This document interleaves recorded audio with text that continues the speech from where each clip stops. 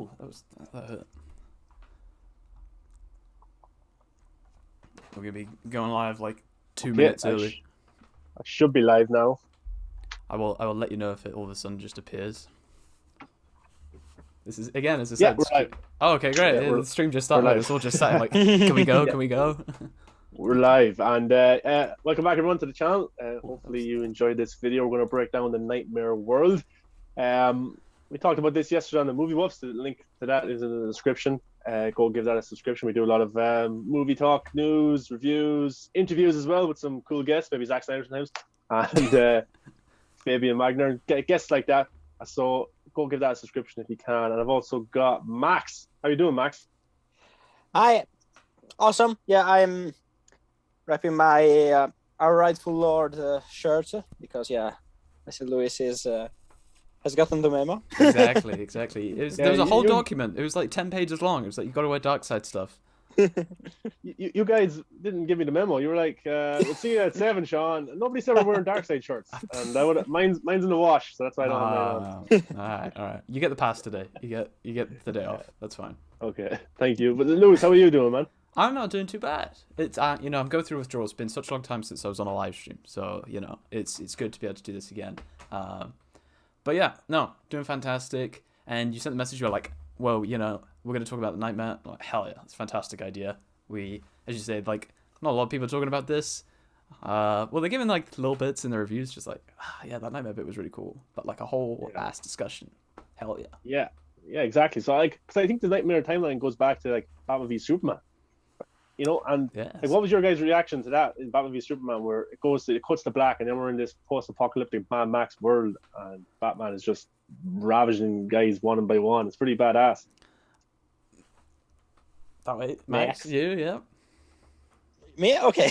Yeah, I was watching it with my girlfriend, and at first I didn't fully understand what I was seeing.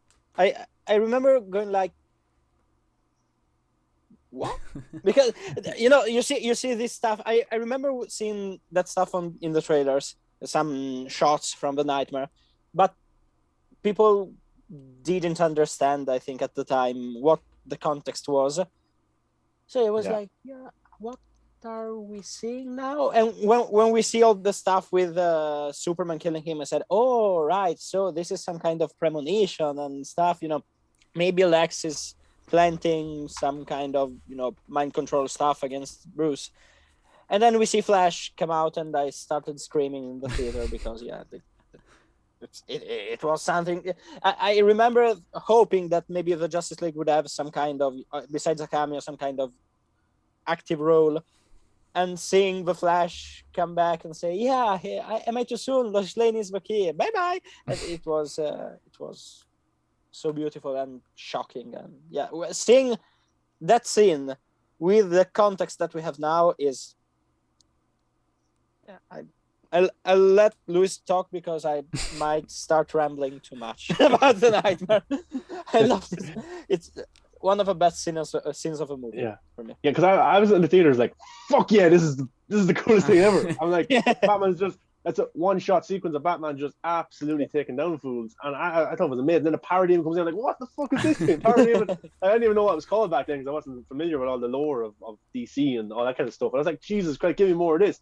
But I wasn't one of the people who thought, wait, what's all this mean? What's the mean by Lois Lane as the key? Like, I understood it, even though I was a guy who's not a big comic book reader. I understood what was going on. Obviously, this is an alternate timeline or an alternate world, and Flash is coming from that timeline, telling Bruce Lois Lane is the key. And then Superman saying, she was my world, you took her from me. I just presume, Lois died and Superman went crazy. I don't understand what was the big MacGuffin about it. That it was so complicated to understand, but that was just me. Maybe I'm just a genius. But Lewis, what do you think?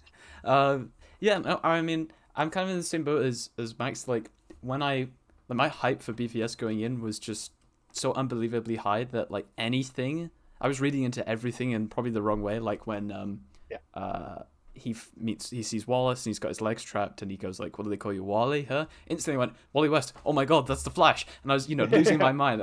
I had to calm myself down several times because I was thinking entirely the wrong things. But like, as soon as it got to that Knightmare bit and like you have that. I mean, we have the image. It's just below me on the stream of him looking out over the Omega symbol. I was like, okay, I can kind of see where this is going, and then goes off the rails, and yeah, I think I thought it was fairly straightforward to get as well. I won't go as far as calling myself a genius, but genius -1. And yeah, I was like, Superman basically just murdered him straight up, and he's talking about his world being taken from him. And then seeing Flash, I think, just completely like, I was trying to make heads or tails of what the hell was going on, because I was just loving every second of it. And then afterwards, it was like when it comes down, I was like, my heart was racing. I was like, what the fuck did I just see? But it's, as you say, it's that bit where it pans around and the paradigms start coming down. That's when I was thinking like, okay, this is fucking insane. And this is not Zack just doing like, okay, this is just some sequence. It's okay, I'm gonna go all out. And I think we've said this like several times before. I thought it worked really well as like something for general audiences and something for fans, or people who are a bit more into the material, because with the general audience, as you say, it's Superman's evil and there's the influence of Darkseid. Well, that's not for general audiences, but this is evil Superman. That could just be something that's fueling Batman's mission in the movie to kill him, and just thinking like, I have to kill him. And then you see the Flash and you think, okay, for a general audience, okay, like that's probably some guy who's like just communicating with him, and maybe that's separate to the vision he just had, but it's just coincided at the same time. But for us, it's like, holy crap, was the Flash like giving him a vision of the future? Is that what's going to happen in sequels? I thought it worked on both levels, but fucking loved it. And even if it wasn't something that was going to happen eventually, you could think about it as, Bruce Wayne's having a dream that, Jesus, Superman is really evil. It's driving his anger even worse for Superman, because Superman has caused the destruction with Zod, so Batman's a bit paranoid, and he's crazy about Superman, and he has this dream, oh my God, this is what could happen. This is what this guy could do as easy. And I think that it was, even if you didn't understand the Flash Lois Lane thing, you could obviously see that maybe that was the case as well. But no, it was badass. It was and then he just rips Batman's heart out. I presume you don't really get to see it. I'm sure if it was an R rating, you might have got to see a little bit more or something like that. But it would have been tough for kids to see Batman's heart being ripped out of his chest, so maybe that's why it wasn't in it. But I was imagining something like the Injustice when he does that to Joker, like maybe you just see his hand going straight through him rather than pulling out his heart or anything, or maybe something a bit comical like Indiana Jones, where Batman's just like as he pulls it out. But it was cool. And then like Superman just like lasers the two guys beside Batman. Batman's looking. I love the scene where he takes off his cowl and then the hair just kind of comes down. It's just cool. It's really well done. But Max, watching that scene as well with the kind of soldiers, did you understand? What was your theory of what who the soldiers were with the red on the S on the side of their arms? Yeah. At first, I thought it was the. Literally, I remember thinking this in the theater. When I saw it, I remember thinking that maybe those soldiers were a part of Emperor Superman kind of army that were humans that were under his control, and he was just the Emperor of Earth. But then when I saw the parademons, I started thinking, wait, parademons as well? Parademons are not related to Superman canonically. You see them when someone that has skincare issues, let's say, comes to Earth. So I remember thinking, wait, so we have a Superman army, we have some kind of apocalypse influence, and then we have a Superman that is evil and is somewhat lost, thanks to how he lost someone he cared about. Let's say Lois, maybe his word. And seeing that, and knowing what we know now after what we saw, I think that we might have on our hands some kind of deeper, not just a nightmare where parademons are floating around and there are a few people going against it. I think that we might get to see the apocalyptian factories where they produce weapons, like in the comics, in the Jack Kirby stuff, or in the later comics. I think that the Superman soldiers are going to be a pretty interesting point in the story. Makes me wonder if we might see Joker in a Superman soldier costume one day, maybe when he tries to steal something. not a bad theory actually. Yeah, he did have some vests on with some Yeah. badges. But yeah, my always thought was like, oh, Superman is Jesus Christ. He is this God, and maybe the people of Earth see this God, and it's not what they expected. It's not what they've been told through religion in their time. But this is the actual God. They could actually see it. So it's kind of like a cult. They actually worship this Superman, and they're like just like any cult throughout history. They all have some sort of symbol or something that they obey, and this one is the Superman symbol. So I thought that was actually pretty. Zack has never said this, but I just think it's great for discussion. Lewis, do you have any thoughts on that, on the Superman symbols? I mean, I could easily see like maybe Zack putting a montage in of Superman going and just like killing leaders around the world and just taking over the countries, just like some seriously dark moment where he's just no fucks given, you know. But yeah, no, I think it would be interesting to see how they do it, right? Is it just going to be a case of Superman kills people, like, that are in charge, and then all of a sudden, you know, it's just like, you all follow me now, and you must do what I say? Or is it that, you know, these are all the soldiers have been corrupted by anti-life as well, and would that be a sequence that we could get, you know, like in Justice League when you've got the Vision and you see the Amazons who are all like in mourning? Like, to me personally, the vibe I got was that he was trying to break all of their spirits, you know, and make them succumb to anti-life as well. Or he's just gonna just make them suffer and then murder all of them. But yeah, I think it would be a case of I'd be very interested to see how that plays out, like the immediate aftermath. Maybe you know, that could be the opening sequence for Justice League 3. I don't know if we're gonna have one pick up where one leaves off. But given the vision that we did see in Justice League, I don't see Zack doing the Batcave scene as the end of Justice League 2 anymore. Because I think, you know, it's like if we saw the end of, you know, BVS 10 minutes into the movie and it's like, okay, I'm going to have my ending be that bit, or in the previous movie, and then you see it again. It's like, it kind of loses the impact a little bit. So where that would line up in the story, I'm really interested to see it. It's kind of a bit of a tangent, but yeah. Yeah, imagine like Batman he has this resistance of Mira, Deathstroke, and Joker, and Flash and Cyborg. Not only does he have to fight parademons and also be in fear of Superman and Darkseid and whoever else, but there's also human beings who worship Superman and they're a threat too with guns. Like that's tough.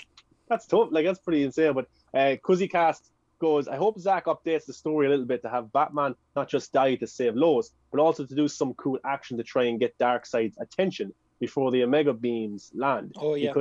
Because we saw Batfleck in all his glory in BVS. Justice League was more focused on everyone else. Max, you said you agree with that. What does he mean by all that kind of stuff? Yeah, I think that Zack is probably going to give us some kind of, you know, heavy action between Darkseid and himself and Batman, because I kind of wonder if, I don't know, this is a theory after seeing the movie, and maybe the introduction of Martian Manhunter is maybe that couldn't change a bit of the thing where maybe Darkseid, instead of killing Lois, kills Martian Manhunter. Maybe. Yeah. Change Martian Manhunter. And then so we have Batman, and Batman dies after or during the last fight against Darkseid. Or maybe we'll get the Batman dies against Darkseid and before, and then we see all the Justice League 3 stuff as we know.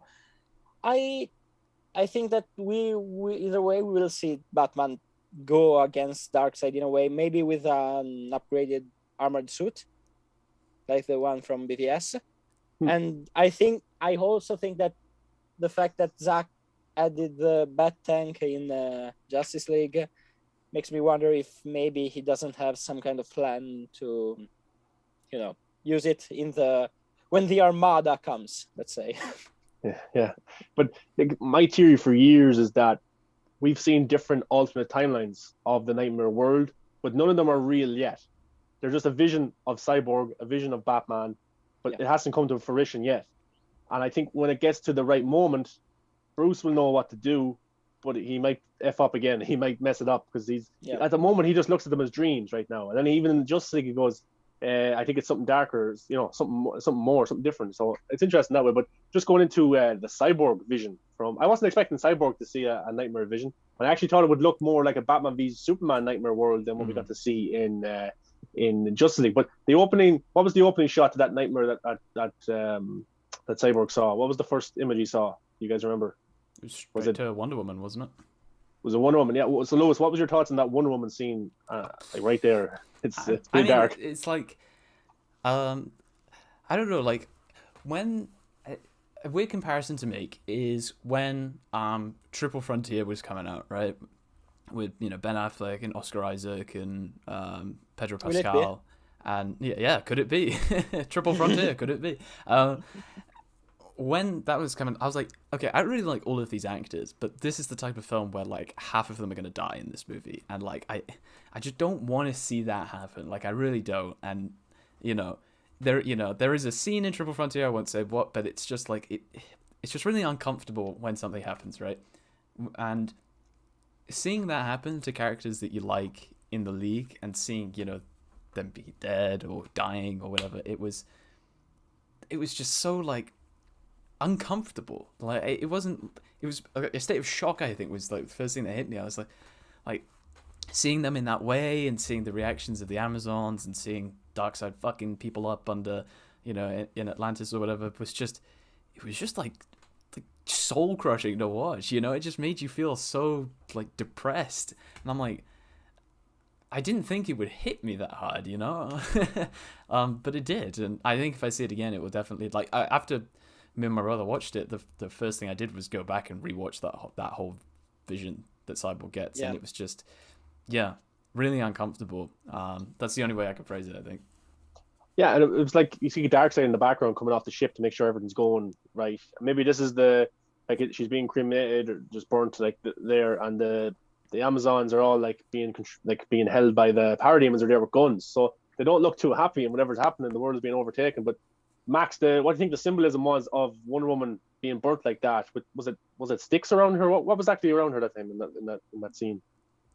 Yeah, I think that scene was I interpreted it as Themyscira being invaded by Darkseid with all the Themysciran armies, mourning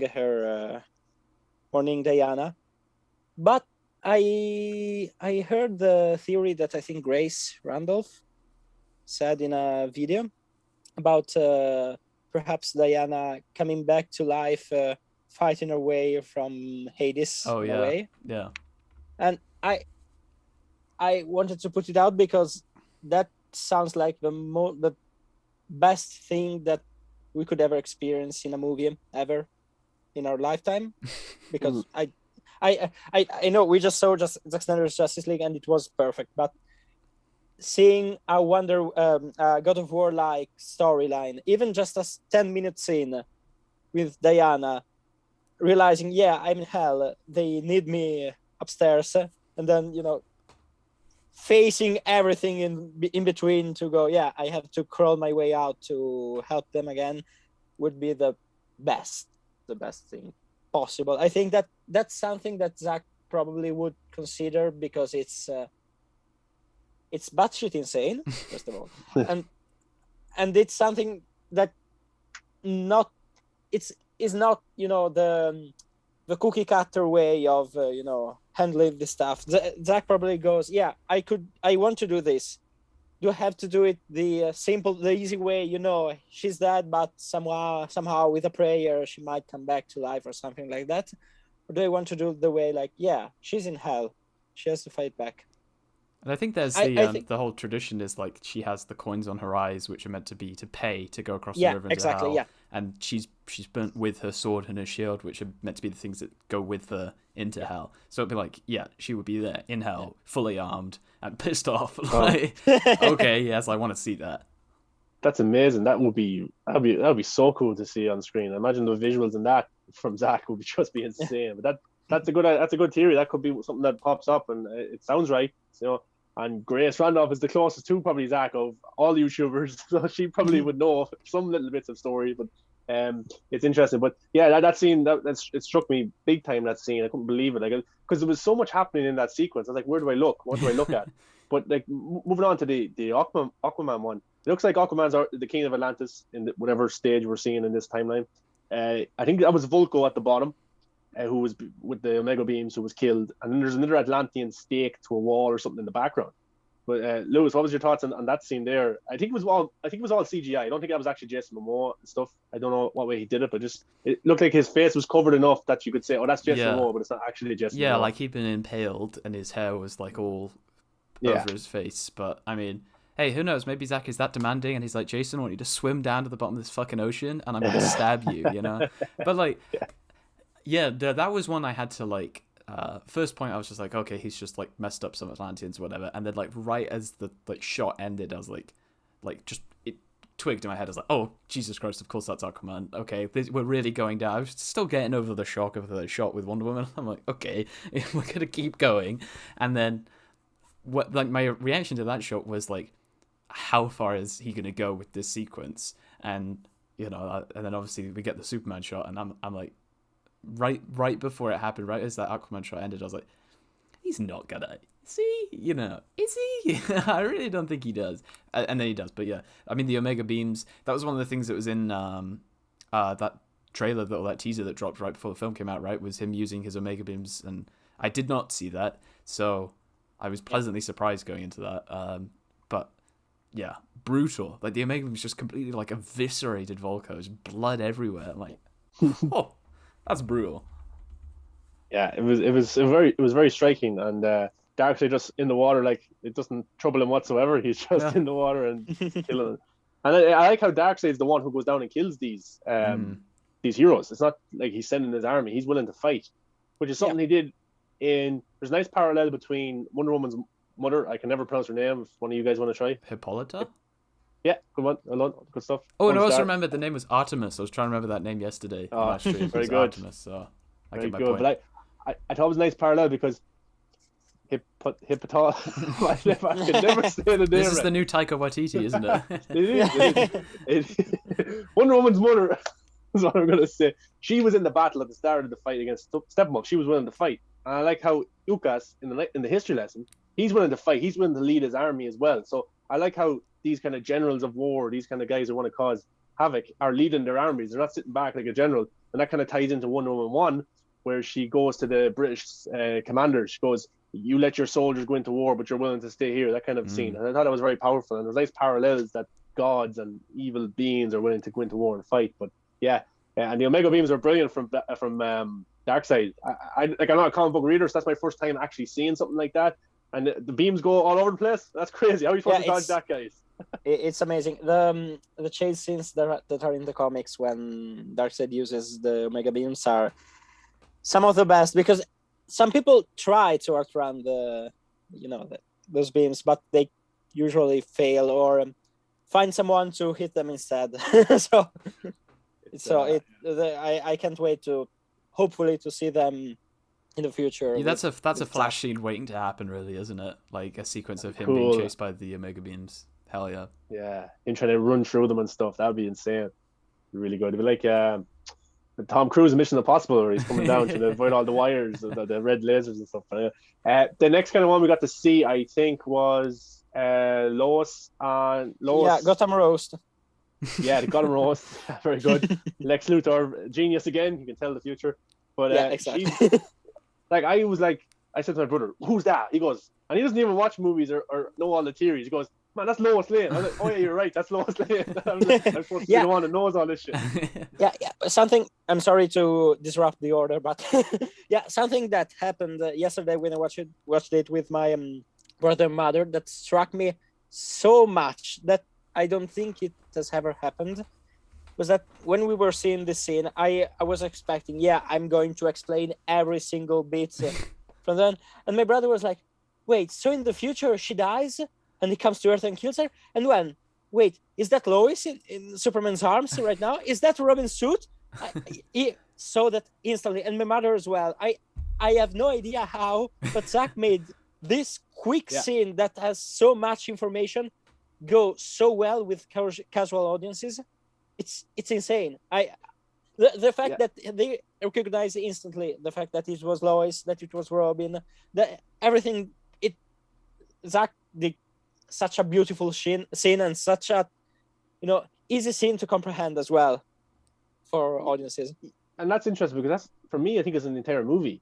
This plot isn't complicated. It's not like stupid or anything, but it's easy to follow the plot of this movie. This guy is looking for these 3 boxes, and the history lesson explains the power of these 3 boxes, and it explains what happened with Darkseid and that kind of stuff. It's easy to follow this script. It's not like it's a big complicated thing. It's not like Batman v Superman Ultimate Edition where you have to, or no, not the Ultimate Edition, the theatrical version where you have to fill in the gaps yourself. That kind of thing. This one was it was explained pretty good, but the scene I want to talk about was Lois there and Superman holding Lois, a skeleton, just her bones and burnt, and it's just ridiculous. And then Darkseid goes over and puts his hand on his shoulder. Robin costumes in the back. And Lewis, what did you think that scene represented? It's pretty self-explanatory. Yeah, I mean, it was like I had seen that Darkseid teaser that was on like Twitch or whatever with Darkseid's hand going on his shoulder, but like. Yeah.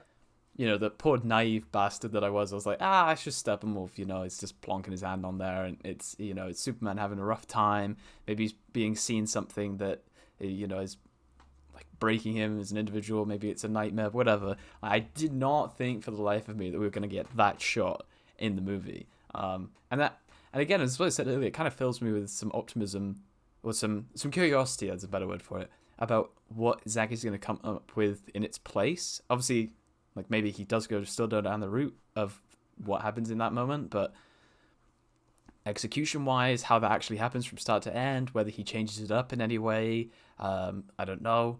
Like that just gets me really excited to see how that actually happens in the future, or if it happens at all, and he goes for something else. Maybe something happens to Martha. I don't know, but yeah, I just as soon as it cut, the first thing my eyes went to was obviously Superman on his knees, and then you see this skeleton she's not even like completely skeletal or anything. She's still got like, you can see like bits of flesh on it, and it's like, it messes with you.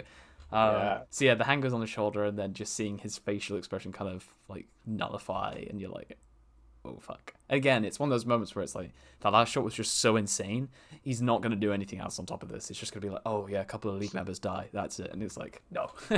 Everything that could go wrong does go wrong.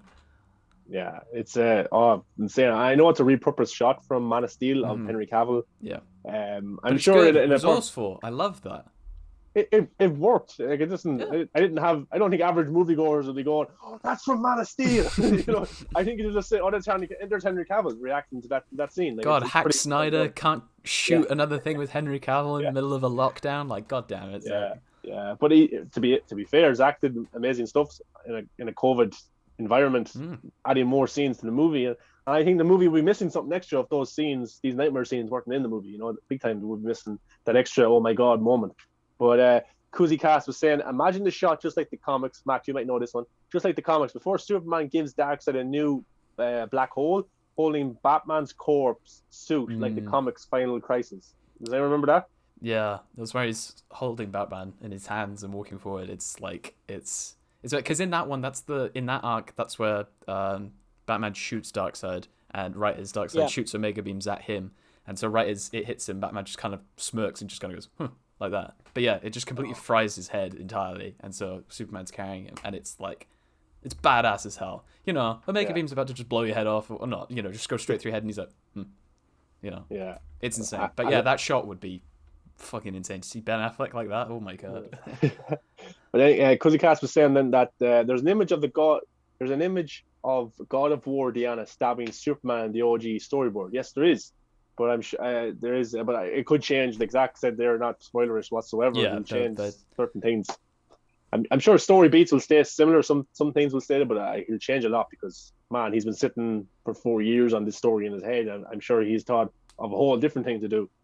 But because he also said, remember the picture Zack Snyder shared with Batman holding a guard against the wall? That was memed into Josh Whedon. What happened to that scene? Yeah, remember that scene, guys, where there's a brick wall broken and he has the guy up against it? Yeah, I was wondering myself where that scene was. Maybe it was just like a cool picture to take on set or something like that. I don't know. Ben Affleck just beating up somebody on set. Yeah, it could have been. I think maybe it was something from BVS. I think from the warehouse. Could have been, scene, Yeah, it could have been, But yeah, so let's moving on to probably the coolest shot in the movie. It's where Superman is just flying over the Hall of Justice. The Justice League building used to be Wayne Manor. Got the Justice League logo there. You got Aquaman's trident. You got Wonder Woman's shield. You got Kilowog, who's dead. Oh my god! And you've got Superman holding Batman's cowl. We've got the broken Joker card, which we'll get to eventually. But it's the same shot from the trailer, but all those stuff have been added into it. Yeah. I remember like when we first saw that and just going through and like he's going like millisecond by frame or whatever and go like, okay, I see the shield, I see the trident, you see the picture of Thomas Wayne in the side as well. And then it got to that shot and the first thing you see is Green Lantern, you're like, oh god, you know, you have to try and process everything again. I'm sure there's probably something in that shot that people have missed as well, but like, yeah that was just a massive ensemble of hitting you over the head with the worst possible information that you could possibly see. It's so, I'm like, what the fuck? It's so weird and it's so crazy, and the back cowl, and then I'm trying to put the timelines together. Is that after the Batman v Superman one? But it can't be because the Joker card later on, and I'm thinking like, what does it all mean? But like Max, what stood out in that scene for you? Yeah, I noticed the big teaser that we'll see then again at the end from the Joker card being torn apart in two. That was something really, really, you know, saying stuff, because when we saw the trailer, we see the card floating around, seeing that the card now is broken, and that somehow Superman lost, so Batman lost, or well, we don't know if Batman actually lost, because we see memorabilia, let's say, from the Justice League members and the, you know, League of Knightmare, however it will be called, members, besides Flash. So is that maybe the future when Flash has managed to come back? So everyone is dead, but he's not in the future anymore. So who knows? I think that that scene will go down in the years to come. If the movie is released, if the sequels are announced, it will go down, you know, with a little more ease, let's say, from what might be if the sequels are not announced and we go back to the Zack Snyder release was Snyder cut era when we shout at the studio because we're stupid. Just to let you know, it has come out an article from Variety, like I think a few minutes ago. I don't know, at maximum an hour ago, that talks about if let me read the title. Will Zack Snyder be invited to make a Justice League sequel? The answer is a test of whether Hollywood still works. And it ends with something like, oh, no, I don't want to subscribe to this stuff. that will pop up. No, so, you want to subscribe to this channel. yeah, you want to subscribe to this channel, not to that, you know, stuff. Very well done. It ends with whether plan Warner Bros. Now has in place. The reality is that plans can change. Minds can change. After Zack Snyder's Justice League, on what planet would an executive have to be on not to want Zack Snyder to make a Justice League sequel? Only a planet where even the potential artistry of mainstream movie making must always take a back seat to corporate control. It's Variety is saying, yeah, fuck you, Warner Bros. You have to do the sequel now because you always wanted good reviews and this movie has good reviews. You wanted the fan, backing you up, and the fans are backing you up. You wanted, artists with vision, and you're the house of ideas, and they're the other ones. But now they're doing that. So yeah, this article makes me hope that maybe the sequel will actually be announced soon. But when you think about the hierarchy of Warner Bros. And thinking you have Warner Media, well, you've got AT&T, then you have Warner Media, and then you've got HBO Max and Warner Bros. As siblings or whatever. It's somebody at the time. I was talking to Sean about this yesterday, and just saying, how is there not somebody like AT&T perhaps or Warner Media who's just going, or say AT&T for example, okay, I couldn't give a shit about the Snyder Cut, but whatever, it made us a lot of money. Can you just do it again, please? Get the guy to do a sequel. How is there not just one person who is right at the top who can say, oh, well, that's the biggest thing that we have on HBO Max right now. Let's make more of that. If we know that there is a plan in place, there's a director in place, there's a cast in place, it's all of that stuff. And the first film that we did only cost us 70 million. Like, hell yeah. Why wouldn't you do it? Like, it's just nonsensical how it doesn't happen. I mean, we got to wait for the figures to come out and stuff, but like... Even considering the fact that they can, compare the results with other movies that are coming out on HBO Max right now with, double release plan like Judas or Wonder Woman or now Godzilla vs. Kong and Mortal Kombat. But at the same time, those movies are staying there for a month and then are going to, get released later on. And the sequels, the potential sequels, are going to be theaters only. Mm-hmm. This movie is the only thing that HBO Max has right now with that kind of, mainstream potential. And that even, let's say they greenlit the sequel today, Zack is not going to shoot the movie until at least, I think, late this year or early next year. At best, let's say. So the movies might come out in 3-4 years when HBO Max will be worldwide. So they would be spending money to make movies for when the platform has a worldwide appeal and everyone can go, HBO Max as Zack Snyder's Justice League. Seeing the results now from the world will be very interesting because I think that HBO Max has this kind of, plan in mind, this idea of, let's see if the world likes it, maybe it's right to do it. Yeah, it's crazy because it's broken records in Brazil, it's broken records in Asia, it's broken records in Russia, of all places, where they love streaming and pirating stuff, and it broke records there. I think it's doing pretty well on Sky Cinema here. I see a lot of buzz on the accounts. US, it kind of broke down as well. It's doing well in China as well, but you can't actually legally watch it. It's like I think I saw a tweet today. It was like one of the highest rated comic book movies ever, and they can't legally watch it there. So it's like, okay, well, what's going on? But I was saying, I don't know if I said it to you, Lewis, or the KC. I was saying that if Tom and Jerry came out, which it did last week or the week before, and that was as big as a hit as the Snyder Cut is right now, there would be meetings going on at Warner Brothers, at Warner Media right now. Right, Tom and Jerry sequel. What's the 5-story arc? What's the spin-offs we're doing? What's the merchandise? That if that was as big a hit as this, they would be doing that. So why is the Snyder Cut any different? Well, if Snyder Cut, Wonder Woman. I was gonna say if Snyder Cut gets whatever Wonder Woman got +1, like, okay, we'll do it again. It's the exact same logic. Yeah, I actually didn't think of that, Max, when you brought up the HBO Max. The next right step would be to make HBO Max worldwide. Work on that for the next year or two. Get that worldwide. We can wait another 2 years for Snyder Cut stuff because it's going to take a while to shoot anyway. Yeah. And by the time post-production. So 2 years from now, if HBO Max is global, they release part 2 of this movie, it could be the biggest. It's already one of the biggest things online streaming right now in the world. It could be so huge, and that would be a good thing to get done. You can see the distribution plan in for this movie is similar to the Game of Thrones ones. Because at least here in Italy, we got Game of Thrones dubbed the same hour as it was releasing in the US on Sky and Now TV.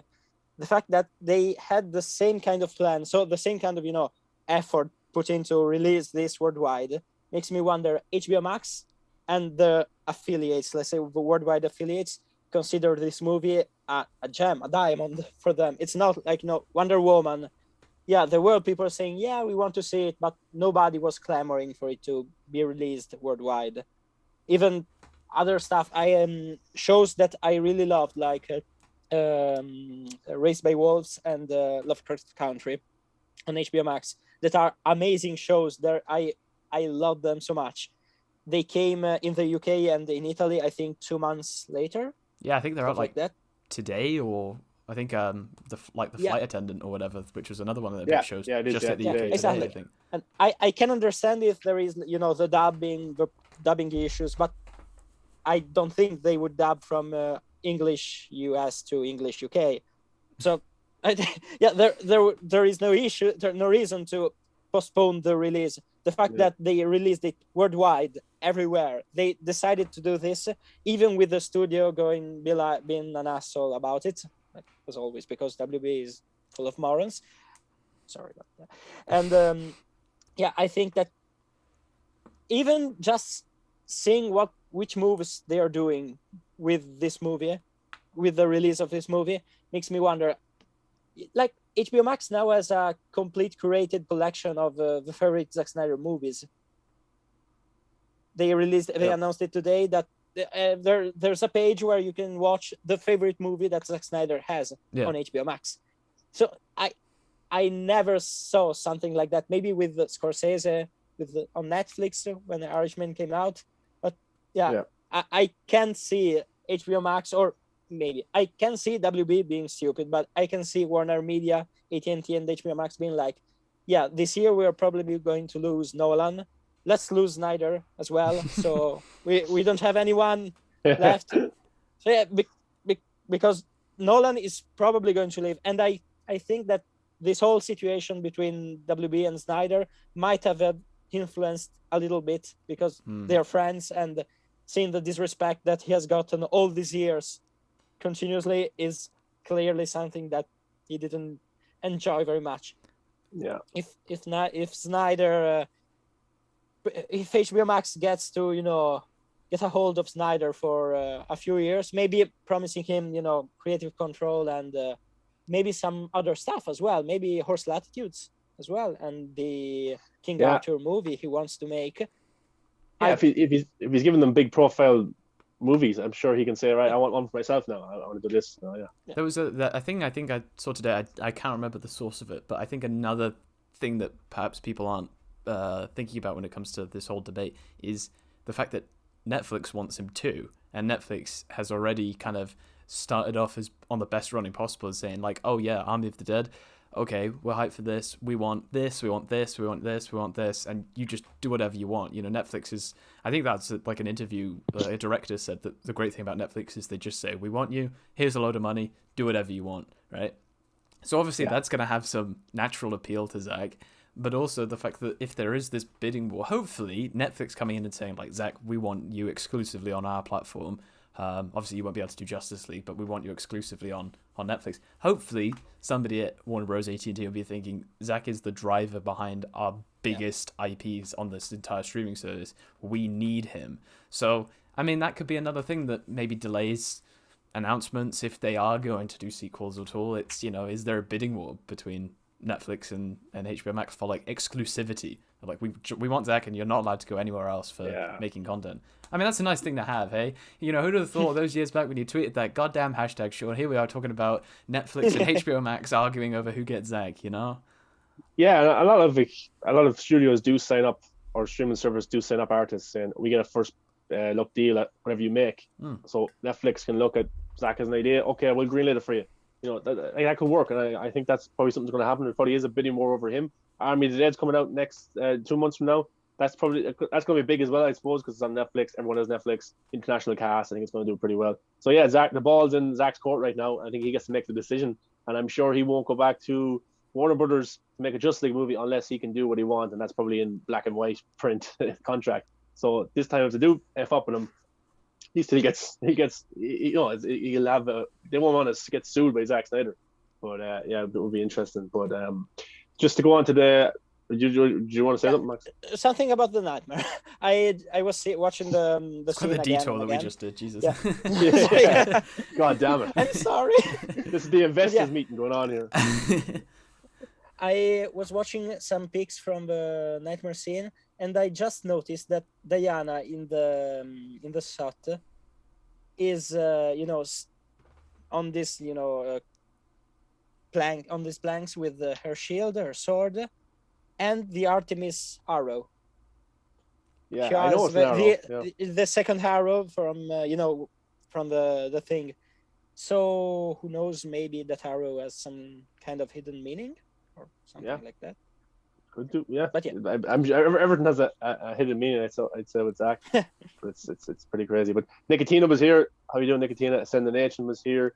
IMDG Tech goes, since Batman v Superman and Justice League opened with different perspectives of the previous films, climaxes, I feel that Justice League 2 would have opened with Darkseid and Apocalypse perspective on the Boom Tube's opening Earth. You read my mind. That's good. We were talking about this yesterday as well. We were trying to work out how would it open, Yeah, no, 100%. I think that's a really good shout. Yeah, imagine looking through the boom tube and you get to see like from his perspective of Steppenwolf getting chopped in half, and like the whole fight sequence. It just will be. I wonder how much Darkseid can see from Apocalypse without the boom tube. Was he able to see the rest of the fight, or no? It's just the like that small area where the mother boxes were, I think, right? Maybe, yeah. All right, cool. Yeah, it's and then he just we'll have to go. We'll have to do it the old ways, and he walks away. Then it's pretty insane. But some people were saying, what is the old ways? None of you guys know what the old ways is? I mean, I'm probably assuming it's just a big fight, you know. Like I'm sure Yeah. I'm sure a lot of those planets that he's conquered, it's just been him rocking up on it by himself and just killing everybody. So I think that the old ways are probably referring. My guess is that, well, the immediate reaction I had was that he just means we're gonna go to war, you know. Yeah. And this is like the first planet that's actually given us a fight back, you know. So that's just how I read it. Yeah, But like so. that idea is amazing. The New Mm. Gods one. I'm hoping as well that maybe as the opening / history lesson from Zack Snyder's Justice League 2 or 3, I don't know, we could get. I'd love it if we could get the background of Steppenwolf. The betrayal Steppenwolf did. Mm. Maybe or maybe just seeing Yuxas from when he was dragged back to Apocalypse, the civil war that went there, maybe the war with the New Genesis. We haven't heard anything about New Genesis here, but I think that maybe we could get some teases about that. And yeah, I think that considering that the New Gods movie is looking less likely by the day, because when you realize that they were going to recast everyone, of course they were going to recast everyone, and now everyone is crying, loving Steppenwolf because he's such a good boy and he didn't deserve anything. Literally, my brother just when we were watching the movie was like, "Yeah, poor Steppenwolf. Everyone hates him. Why? Why do they hate him?" When Superman was punching him, lasering his horns off, Steppenwolf crashed his head. Diana cut his off his head. But yeah, I'm hoping that maybe in the Zack Snyder's Justice League 2 opening or in an history lesson, something like that, we could get the New Gods perspective of the whole history, maybe with some additions as well. I think that Mr. Miracle or even best Orion are characters that Zack would handle perfectly. Yeah. So anything's on the table with Zack. He shot Green Lantern in his backyard, and there you see that report as well. He could have a whole different Snyder cut stored away somewhere we don't even know about. That's the best story to hear. Just like, oh yeah, Warner Bros. Were like, don't shoot anything. Imagine if he I'm releases the video. Yeah, that could be amazing. Yeah. Just like John David Washington holding onto like a tree branch to pretend that he's flying or whatever. You have Debbie in the kitchen taping it on her phone, and you get to see her perspective of it. Then Zack turns into a cinematic, cool thing. That would be interesting. But Fatma was here. She said, "Hello, guys." Hi, Fatma. And then Hi, everyone. How awesome are Batman and Joker though, Sean? Yeah, we're going to get to that right now. Pretty awesome. I love that scene. We'll talk about that in a second. But Kuzi was talking about, Zack mentioned a 5-hour and 10-minute cut of Justice League. A 5-hour and a 10-hour cut of Justice League. I don't know if he has a 10-hour cut. The assembly cut was 5 hours. Yeah. Yeah. And there's a few scenes from the 2017 film that were Zack's that didn't end up in this one. And there's some scenes we've seen from trailers and stuff that didn't end up in this one as well. But like that happens with every movie. The director has a cut. He has multiple cuts. So I wouldn't be too worried. We might get an Ultimate Edition, maybe an extra 15 minutes, but I don't know. With an Ultimate Edition, another hour. But I don't know. We'll, maybe on DVD, Blu-rays or something like that, it'd be interesting to see. So what else do we have here? Two guys debating something. So Lewis, we cut to the cyborg scene. The cyborg lands on top of the car. It doesn't tell us we're in a nightmare world until we get to pan out on the camera. So we got Batman there, we got Mirror, we got Deathstroke, got Joker, got Flash, Cyborg. What was your thoughts on that whole scene, and like how far did your mouth hit the floor, or how far was it down and stuff like that? I couldn't pick mine up. I mean, that was one of the things I was waiting the whole movie for, and just wondering where it was going to fall in the movie. I had no idea where it was going to come. But yeah, I just that whole thing. As soon as it started, I think the first thing that hits you is just that like happiness of seeing Ben back in the suit and knowing that he's, at least to the best of our knowledge, it's still speculation that it's something he's happy with, and he's there to do it for Zack and to help. Even if this is the end, I mean, obviously he's coming back in the flesh, but the end of his time with Zack, knowing that that was like a happy ending, especially with the lake house scene, you know, just knowing that he's in good shape and he's healthy and he's happy, that is like the most important thing. And it's one of the things that we always talk about like a lot, right? It's like I don't care if Ben comes back for this other movie, if he's not happy with it, I don't want him to do it, because we all saw Justice League and we all saw what happened there. So that was like the first thing that hit me. I was just like, it just feels so great to see him back in the suit and happy to do it, and come back just for Zack, just to shoot this.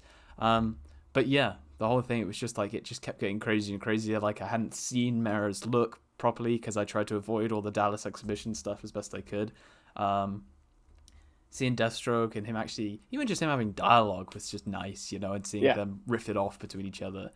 And yeah, the obviously the heart of the whole thing is the dialogue with Joker, and I just thought like that was an amazing scene. Really was. You just knew, it gave you so much information about their history and the snide remarks that they make at each other. Batman saying, "I will fucking kill you." Joker saying, "Why did you send Robin to try and, you know, take me down?" It was brutal. It was just like the biggest fist fight I've ever seen using dialogue instead of fighting, you know? I loved it. And the tension between... Sorry. Go ahead. Oh, go ahead. Yeah, now the tension between them, even though they weren't on the same set the same day, I loved how you could feel the tension, like they were about to, you know, rip their throats out, and they weren't even on the same set. Zack managed to do something amazing with that scene that personally is my favorite Batman Joker scene ever seen on screen. And when you get, you know, the Robin bit is awesome, but my favorite part is the one when he says, "How many people can you hold in your arms before you lose yourself?" or something. I'm misquoting probably. "And how many people, dead eyes, can you look before you die inside yourself?" Before you die inside yourself. I think, and Batman said, "I've been dead inside a long time." That's Batman and Joker. That's the quintessential Batman and Joker scene. That parallels to Batman v Superman, where KGB goes to Marta. Every time we say goodbye, we die a little inside. Yeah. And that goes back to the theme song that was playing when Lois Lane was coming down the elevator. The elevator, yeah. Yeah, it was like the song "Every Time I Die," something like that. I can't remember, but yeah, it's just the parallels there were just insane. Yeah, it's amazing, and I love how this scene that is, you know, without given context, a scene in a movie about Batman and Joker, a scene like this wouldn't necessarily work, let's say, because you'd have to create a scene where you build up to Joker and Batman seeing this, so it would be longer, it would have to be, you know, in some way more earned.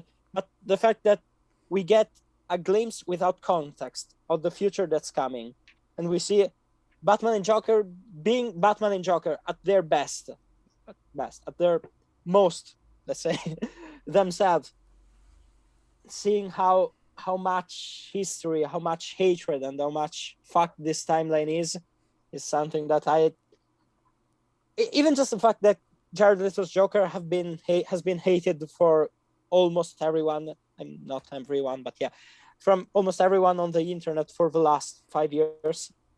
And with just these 5 minutes, people are going like, yeah, we need another movie with Batman and Joker, with the two of them getting at each other. Tells you that perhaps the problem with that Joker, the bad reviews for Suicide Squad, for Batman v Superman, weren't because of, you know, the visions were bad, but because the executives were morons. Yeah, it's almost like cutting Joker down to like 5 minutes of a 2-hour movie is not a good idea. Like, whoa, what a crazy revelation! Am I right?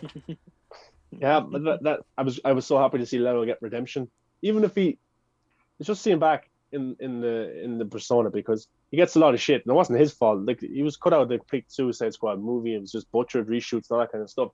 So it was good to see him come back. It was good of Zack to know that the fans would have liked to see a Joker Batman interaction, even if this is the end. And I'm happy and I'm grateful that they went back and got to do that, even if this is the end of this Snyder world, which I hope it's not. But there was so much stuff dropped in this dialogue, and this is what I want to get. This is what this whole breakdown is coming to right now. Is Joker mentioned multiple timelines. He mentioned Robin. He mentioned Harley Quinn. He mentioned Lois Lane. He mentioned the true Spruce with the card, which we've seen in the Cyborg vision.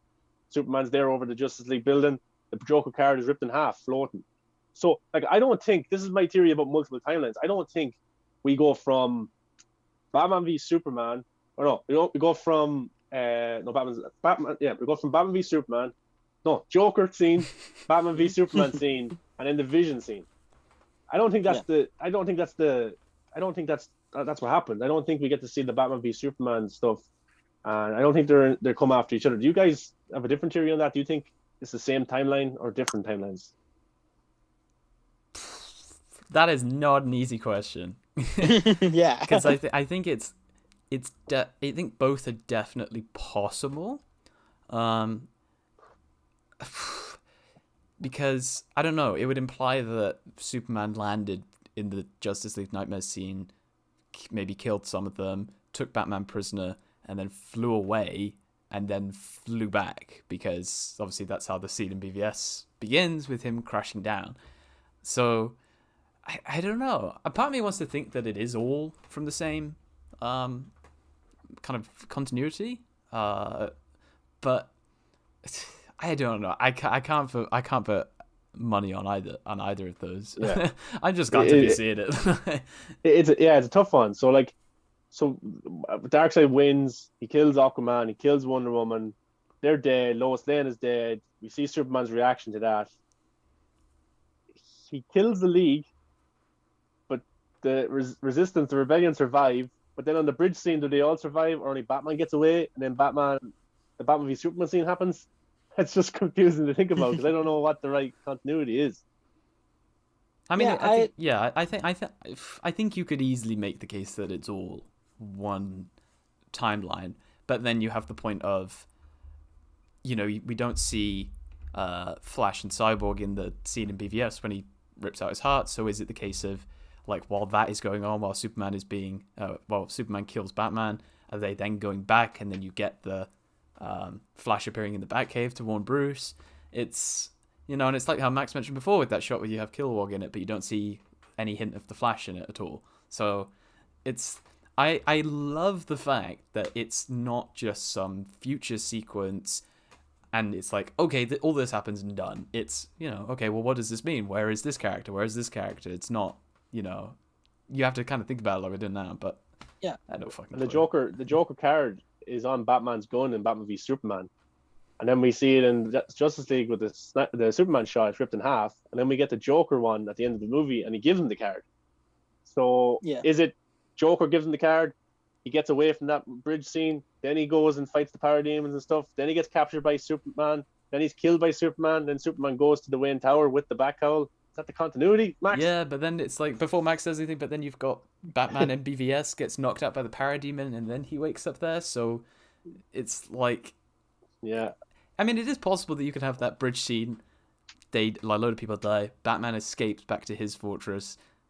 Then they have the whole kryptonite thing. Then he gets taken. I mean, I think it can work. I think it definitely can work. The new plan isn't kryptonite. The new plan is to get to the treadmill, isn't it? The cosmic treadmill. So that's why I think it's a different timeline. This timeline, he thinks it's kryptonite is the answer. This time, he thinks it's the treadmill is the answer. Maybe Max has the answer. Yeah. So, from the script that Zack gave me, but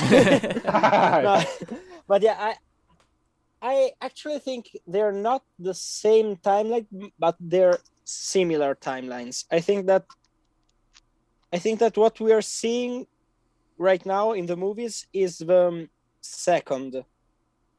Our main timeline that we're seeing right now is the second timeline. I think that there is somewhere in the multiverse, Batman v Superman, where Flash does not meet Bruce, does not go to the Batcave.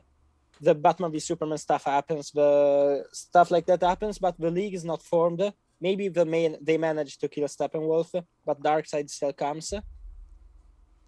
And then that's where Batman and maybe the Flash have to do this kind of escape back to the past, let's say, to warn Bruce himself, but then Bruce is warned at the wrong time. So now we see the timeline when he's been told the wrong stuff, the right stuff at the wrong time.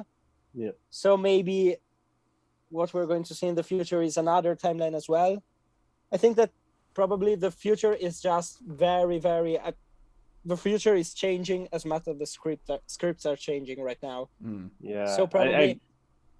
Glenn Bulger says a good thing in the comments. Actually, he thinks the Batman v Superman scene is a future where Batman doesn't assemble the Justice League. Yeah. So I think they're separate timelines. So maybe that's why he needs to get a league together for Justice League. So in the Justice League film, by him getting members of the league together, a new timeline is created. He nullifies that one. Yeah, that makes sense. That's a good one, Glenn. Yeah. So I don't know. I think that this might be a secondary timeline, another timeline, and I think that the Knightmare that we're seeing is yet another that I don't even know if we'll see in the movie, if we get to see the movies exactly in the same way, because I think that everything is like, from a realistic point of view, is changing because there are no scripts right now. There is no actual plan. So yeah, but at the same time, even considering the future as something fixed in every single way is wrong. So it makes sense that maybe in the future we won't see, I don't know, we will see him, but Deathstroke, and instead we might see Deadshot. I don't know, stuff like that. Yeah, it's interesting because I think that Batman is aware of all the different visions he's seen, and I think Cyborg is aware of all the different visions they've seen. I think that's why Joker brings up multiple timelines, because Batman and Cyborg have told the rest of this new Justice League, Mira and Deathstroke, that I've seen the future, I've seen what happens, and that's why Joker's like, how many multiple timelines does it take for you to get to the cojones to sacrifice yourself? Because I think it's fascinating. I'm sorry, but my parents are asking me to do something quite urgently, so I'll have to mute myself. We're going to wrap up in a minute anyway, if you want to. Okay, so bye everyone. I'm sorry. So guys, see ya. Okay, Max. See you, Max. Sorry. Bye-bye. See ya. Bye. We're back to the movie buffs. Yes, haha, this is my plan all along. It's but I just think that Max, Max's channel as well. I'll put the link in the description for Max's channel. So I think he's told the rest of the league that this is what I've done that doesn't work. This is what we need to do this time. So it's interesting. Do you have any kind of closing thoughts on that whole sequence? I can't stop watching it. I mean, yeah, this is the thing. I've avoided going back and rewatching individual scenes until I've gone through and watched it all through again. Because otherwise, I think I'll watch one scene and then I'll just end up watching half the movie. And so I gotta try and avoid that. I want to do it in one big sitting. I mean, it was awesome, right? And it was just, I think one of the things that's got to be mentioned about all the Knightmare scenes is that from a general audience perspective, I think they all still coexist together. The multiple timelines thing is just us obviously spitballing, and maybe you bang on the money, but to the general audience, they all feel like, oh, this is that Knightmare future. I remember that happened in Batman v Superman. I remember there was that scene where he was Superman. So there's still continuity for the general audience. I think it can easily just exist as just different pockets of different scenes from the Knightmare future.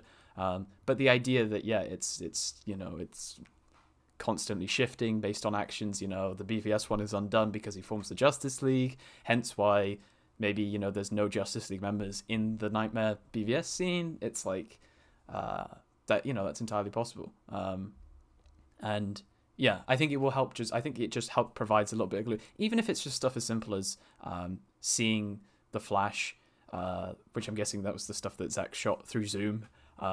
Seeing him there in the armor that he's then wearing when he warns Bruce in BVS, I think maybe for a couple of people that might be like, okay, yeah, it's things are starting to click, and maybe, who knows, maybe people go back to BVS and give it a second chance. But I just loved it. It was the best way to end the film. Seriously, it was just like insane.